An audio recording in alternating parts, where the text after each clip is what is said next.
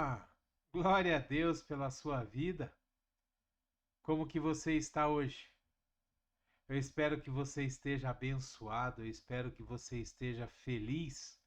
Eu espero que você esteja em paz.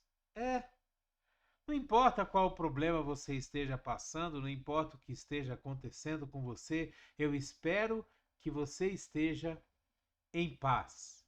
A paz de Jesus, a paz que excede todo entendimento. Hoje eu quero falar com você sobre uma palavra que Deus me incomoda, me incomodou, tem me incomodado desde o início da semana, sobre esse negócio de quando os filhos furam a fila, se a gente pode dizer assim. Quando os filhos morrem primeiro que os pais. Quando nós somos obrigados a enterrar os nossos filhos, uma coisa que não é normal, uma coisa que não é usual, né? A ordem natural das coisas diz que os pais, eles vão para a sepultura primeiro. Os pais, eles morrem primeiro. Eles ensinam tudo que os filhos precisam aprender e depois que os filhos já estão criados e na sua plenitude, eles vão viver a vida e os pais vão envelhecendo e falecem. Essa seria a ordem natural das coisas, mas nem sempre é assim que acontece. Algumas vezes os pais, eles se veem na situação de enterrar os seus filhos. Eles se veem na situação de ter que se despedir dos seus filhos. E verdadeiramente só sabe o que é isso, só sabe o que isso significa, só sabe a verdadeira dor que isso causa aquele que já passou por ela. Aquele que já passou por esse problema, que já passou por esse processo.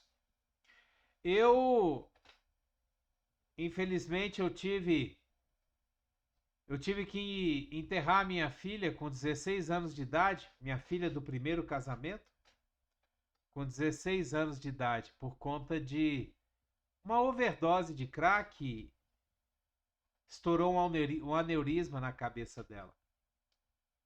E, sabe, eu vou ser sincero com você, é uma dor, uma, como é que eu posso dizer?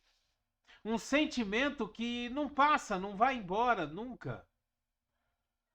Nunca vai.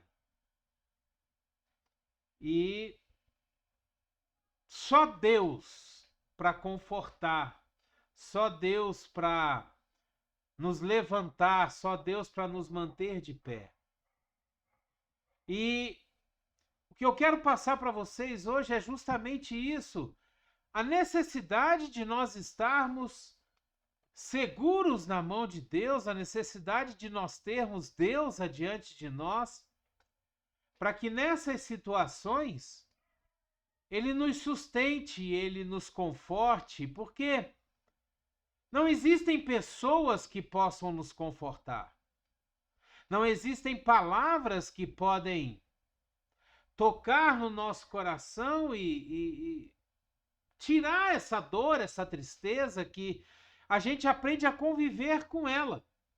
Ela não passa, ela não vai embora. A gente aprende a conviver com ela.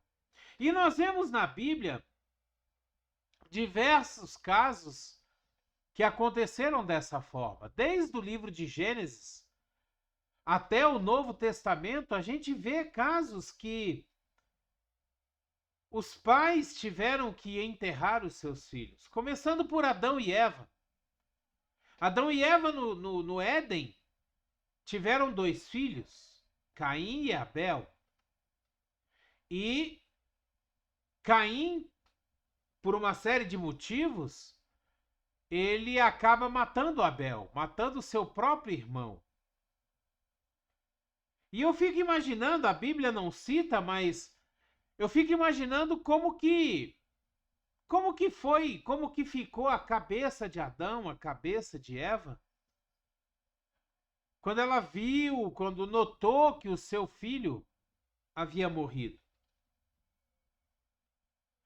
É interessante que nesse caso, a gente pode ver no capítulo 4 de Gênesis, no versículo de 1 a 8, fala o seguinte: Adão teve relações com Eva, sua mulher, e ela engravidou, e deu à luz Caim. E disse ela: com o auxílio do Senhor tive um filho homem. Ela voltou a dar à luz dessa vez a Abel, irmão dele. Abel tornou-se pastor de ovelhas e Caim agricultor.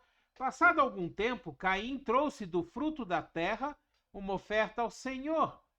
Abel, por sua vez, trouxe as partes gordas das primeiras crias do seu rebanho. O Senhor aceitou com agrado a Abel e sua oferta, mas não aceitou Caim e sua oferta. Por isso Caim se enfureceu e o seu rosto se transtornou. O Senhor disse a Caim: por que você está furioso? Por que se transtornou o seu rosto? Se você fizer o bem, não será aceito?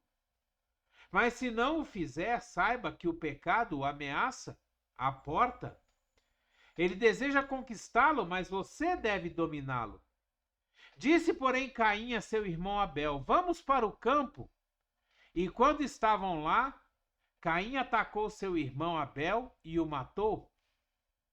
Se nós seguirmos lendo aqui o capítulo 4 de Gênesis, nós vamos ver que Deus, ele trata duramente com Caim, por ele ter matado Abel. Ele expulsa Caim, ele faz Caim se tornar uma pessoa andante pelo mundo, com uma marca que impede que as pessoas o matem. Mas como que deve ter ficado a cabeça, o coração de Adão, a cabeça, o coração de Eva, quando viu que o seu filho Abel, o seu filho mais novo, tinha sido assassinado pelo filho mais velho? No livro de Jó, no capítulo 1, no versículo 18 a 21, a gente lê assim: enquanto o mensageiro ainda estava falando, chegou outro mensageiro e disse: seus filhos e suas filhas estavam num banquete, comendo e bebendo vinho na casa do irmão mais velho. Quando de repente um vento muito forte veio do deserto e atingiu os 4 cantos da casa, que desabou. Eles morreram e eu fui o único que escapou para contar a você. Ao ouvir isso, Jó levantou-se, rasgou o manto e rapou a cabeça. Então prostrou-se com o rosto em terra em adoração e disse: eu saí nu do ventre da minha mãe e nu partirei. O Senhor deu, o Senhor levou. Louvado seja o nome do Senhor. Sabe, Jó e a sua mulher, de uma vez só ele perde 10 filhos. Num desastre ocorrido na casa do filho mais velho durante um banquete, uma festa que ele estava fazendo. E Jó, ele fica tão transtornado com o que aconteceu que ele raspa a cabeça, ele rasga o seu manto, ele raspou a cabeça, rasgou o manto e se prostrou em terra em adoração a Deus. Olha só a atitude de alguém que verdadeiramente conhece a Deus, sabe que Deus está no controle de todas as coisas, que realmente entende que Deus pode nos sustentar e nos manter de pé em qualquer situação.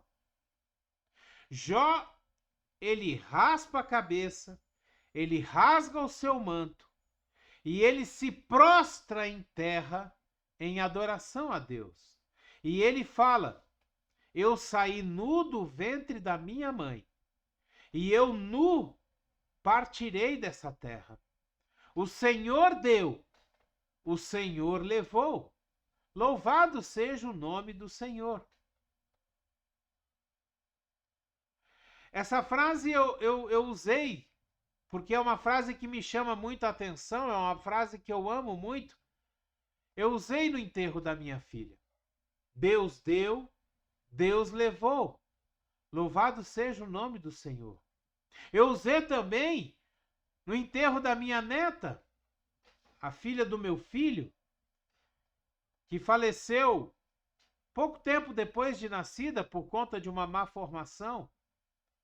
Eu usei também no enterro da minha neta de 10 anos de idade, filha da minha filha, que faleceu por leucemia.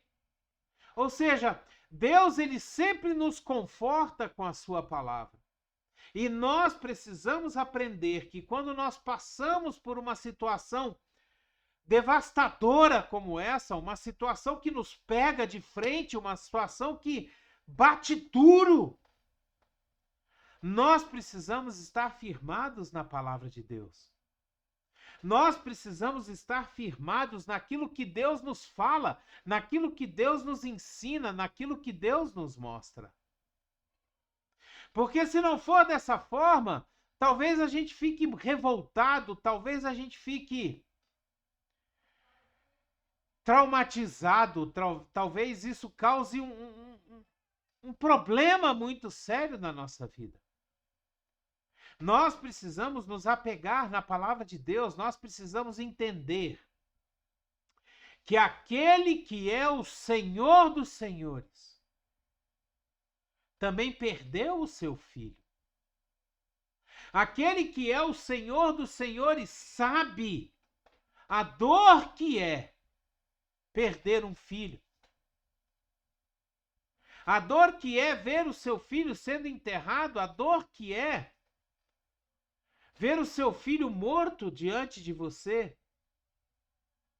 E muitas vezes você questionar dizendo, pai, não é essa a ordem natural das coisas.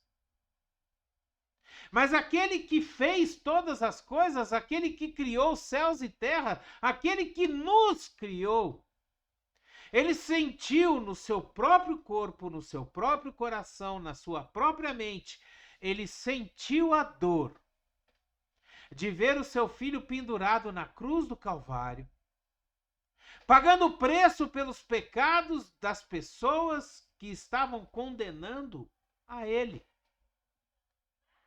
Das pessoas que gritaram, crucifica-o, crucifica-o. Das pessoas que gritaram, que caia o sangue dele sobre nós. No filme A Paixão de Cristo, de Mel Gibson, a cena final, quase já no final do filme,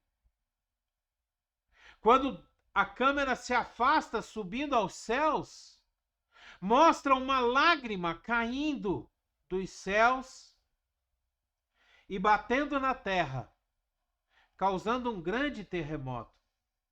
Aquela lágrima, aquela gota de água representava toda a tristeza de Deus ao ver o seu filho amado sendo morto. É isso que aquela cena do filme queria nos retratar.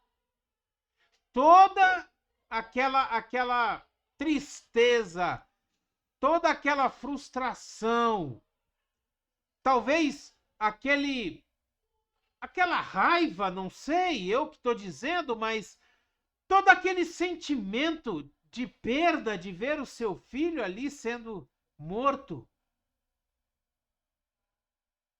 é retratado naquela lágrima caindo dos céus e batendo na terra, fazendo com que a terra tremesse, fazendo com que as rochas se partissem, fazendo com que o véu se rasgasse de cima a baixo, liberando a entrada nossa diretamente à presença de Deus. Porque Deus, na sua tristeza, Deus no seu sentimento de perda, talvez, ele tem tamanha misericórdia e tamanho amor por nós, que ele abre para que a gente entre na presença dele. Ele rasga o véu que separava a nossa vida da vida dele, para que a gente se ligue a ele através da morte de Jesus. Nós precisamos aprender com essas coisas que a palavra de Deus coloca para nós. Nós precisamos entender o que Deus quis nos mostrar com essas mortes que acontecem na Bíblia e que são relatadas para o nosso crescimento, para que a gente aprenda, para que a gente entenda como lidar nessas situações. No livro de 1 Coríntios, no capítulo 6, no versículo 14, a palavra de Deus diz assim: por seu poder, Deus ressuscitou Jesus, o Senhor, e também nos ressuscitará. A palavra de Deus, ela continua nos mostrando que depois da morte física, aqui nesse mundo, nós temos a nossa vida eterna. Nós seremos ressuscitados. A vida não acaba aqui, nesse momento, nesses 70, 80 anos que a gente passa nessa terra, não. Nós vamos encontrar os nossos filhos depois da nossa morte, depois que a gente for ressuscitado e estivermos na glória com o Pai. É isso que a palavra de Deus nos promete. No livro de Salmos, no capítulo 56, no versículo 8, a palavra de Deus, ela diz assim: registra tu mesmo o teu lamento. Recolhe as minhas lágrimas em teu odre. Acaso essas lágrimas não estão anotadas em teu livro? A palavra de Deus nos diz aqui que Deus, ele registra o nosso lamento, a nossa angústia, o nosso clamar. Ele registra. Ele sabe, todas as vezes que você chora, todas as vezes que você sente dor, todas as vezes que você lembra do seu filho amado, Deus, ele registra isso. As lágrimas que a gente chora, que a gente derrama por dor, pela saudade, Deus, ele registra isso. Todas elas ele anota no seu livro. É isso que a palavra de Deus está nos dizendo. Nós temos conforto, misericórdia, amparo em Deus. Nós podemos pegar as nossas dores, nós podemos pegar aquilo que nos aflige, nós podemos pegar a saudade que muitas vezes nos aperta, nos engasga. E podemos colocar nas mãos de Deus e dizer: Pai, da mesma forma que o Senhor sentiu, eu também estou sentindo. Me ajuda a superar. No livro de Salmo, no capítulo 46, no versículos 1 e 2, a palavra de Deus fala assim: Deus é o nosso refúgio e a nossa fortaleza. Deus é o nosso auxílio sempre presente na adversidade. Por isso nós não temeremos, ainda que a terra trema e os montes se afundem no coração do mar, nós não temeremos.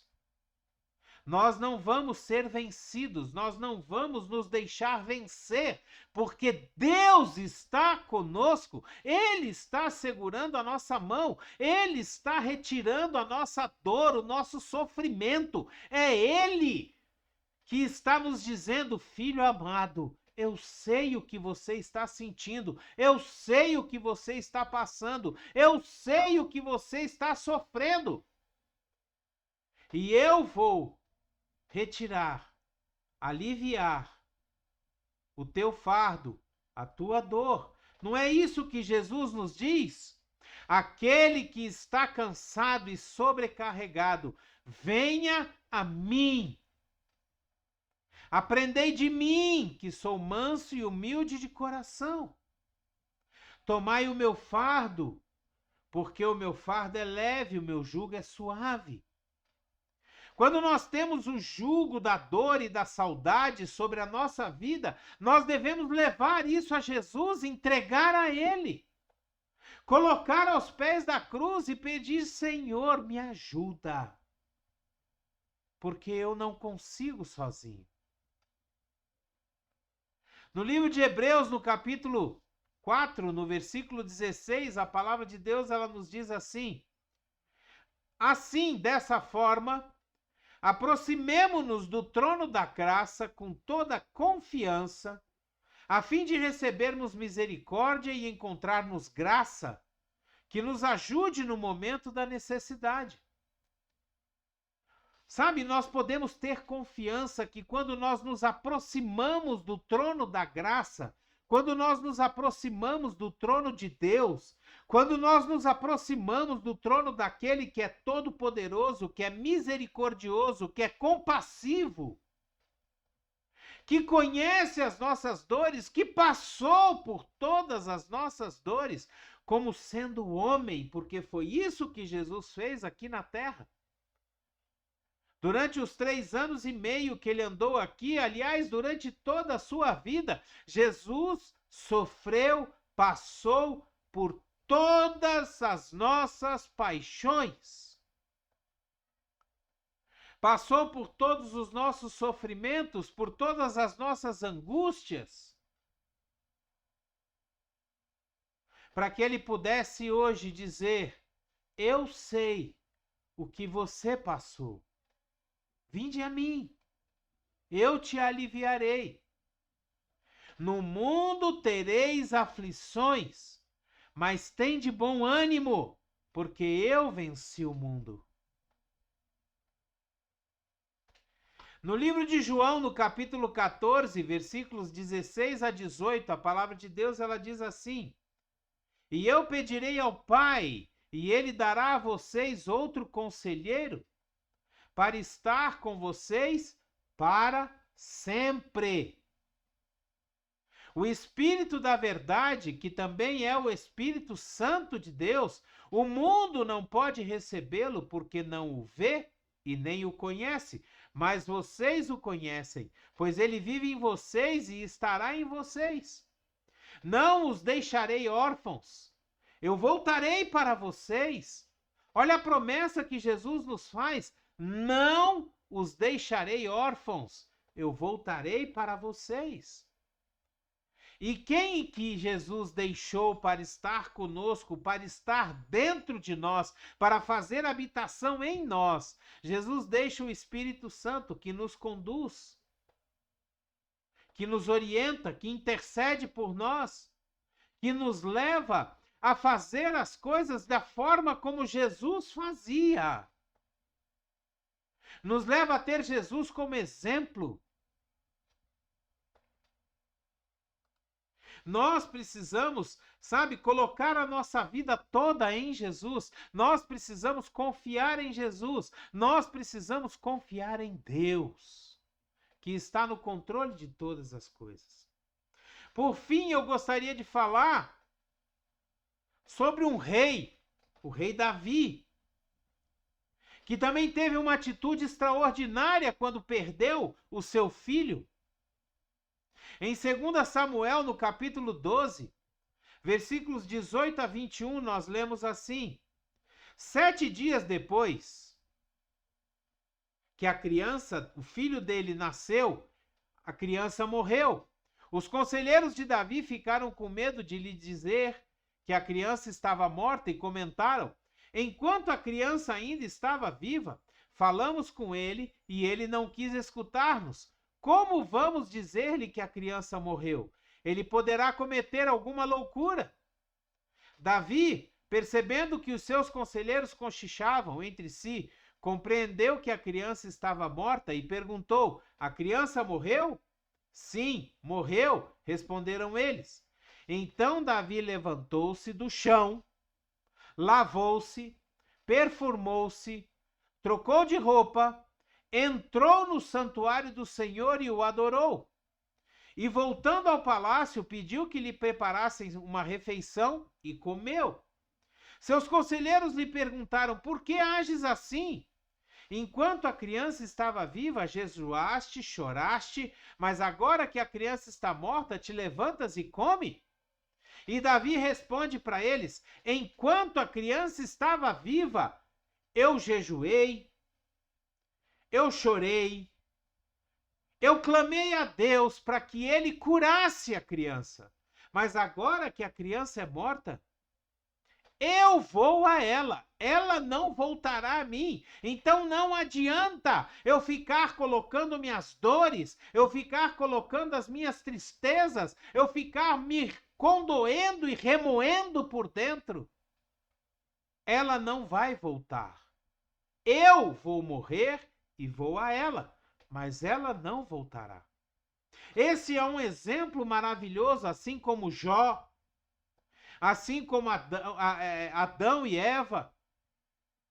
Um exemplo maravilhoso, assim como nosso Pai e Criador, o nosso Deus, de como nós devemos agir, como nós devemos nos portar diante de uma situação como essa. Sabe, que essa palavra venha a confortar o nosso coração. Você que já passou por essa situação de perder um filho, você que talvez esteja agora, nesse momento, passando por essa situação de ter um filho acamado em uma situação terminal, que você possa entender que Deus sabe o que você está passando. Deus sabe o que você está sentindo. E Ele está te confortando e enviando o seu Espírito Santo dentro de você, para que você possa sentir alívio, conforto nessa hora de tribulação. Glória a Deus! Permita que essa palavra te edifique, te conforte. Permita que essa palavra te traga luz para o momento que você esteja passando. Em nome de Jesus. Amém? Dê o seu like, dê o seu gostei, dê o seu joinha. Se você quiser e puder, assine o nosso canal, nos ajude.